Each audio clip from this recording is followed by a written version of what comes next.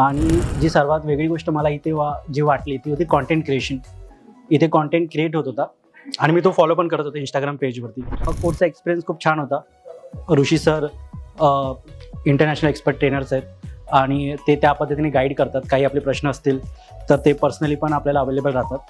आणि एकंदर जी टीम आहे, ओमकार सर असू दे किंवा मयुरी मॅम असू दे, सो तुम्हाला ते पूर्ण सपोर्ट करतात. हाय, माझं नाव प्रदीप फाटक आहे. सध्या माझी मार्केटिंग एजन्सी आहे, मार्केटिंग प्रज्ञा नावाने.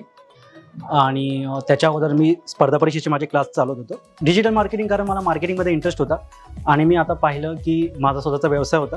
जर तुम्हाला तुमचा व्यवसाय रन करायचा असेल तर डिजिटल मार्केटिंग खूप महत्त्वाचं आहे. सो त्या हिशोबाने मला कळलं की मला डिजिटल मार्केटिंग शिकलं पाहिजे.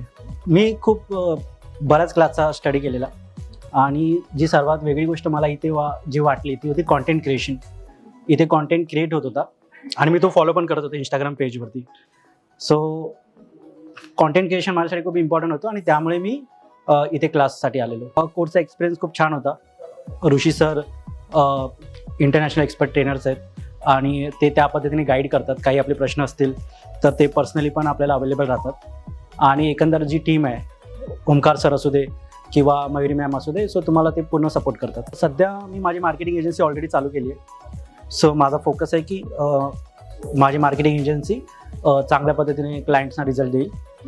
So that is my goal. सध्या मी असं काही मेसेज नाही देईल. मला वाटतं की सध्या इंडियन यूथ हुशार आहे, तर ती स्वतःची वे फाइंड आउट करतील.